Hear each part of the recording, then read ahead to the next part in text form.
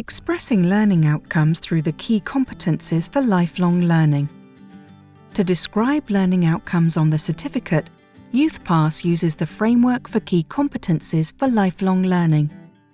These key competences incorporate the knowledge, skills, and attitudes that everyone needs for personal fulfillment and development, employability, social inclusion, and active citizenship, as defined in the European Framework of Key Competences for Lifelong Learning. These competences include multilingual competence, personal, social, and learning to learn competence, citizenship, entrepreneurship, cultural awareness and expression, digital competence, literacy, mathematical competence, and competence in science, technology, and engineering.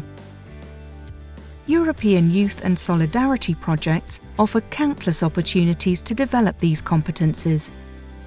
But that said, using a structure like this to describe learning can be confusing for some participants. If you follow a few tips, you, as a facilitator of learning, can make it easier for them. Give participants some space to identify their learning themselves before trying to fit it into the competence framework. During your conversations on learning, let them start by describing their experience, activities, feelings, and the related learning. Once they are clear about what they have learned during the project, translating that into competences will be much easier. Still, it can be helpful to describe the key competences to the participants and discuss the framework together before the end of their project. That way, the framework will become more familiar to them. It can help to break down the competences into their components and connect them to the reality of the project.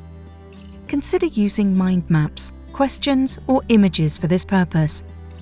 That way, you and the participants develop a shared vocabulary for talking about learning. Show the participants examples of how some of their learning descriptions match certain competence areas. Maybe a volunteer developed a new project idea. Did she improve her entrepreneurship skills? Possibly a young person learned more about managing budgets using new digital apps. This may have helped him to develop his digital competences. It is only natural if learning outcomes are concentrated only in some of the competence areas. Some key competences will be more relevant for most youth and solidarity projects than others.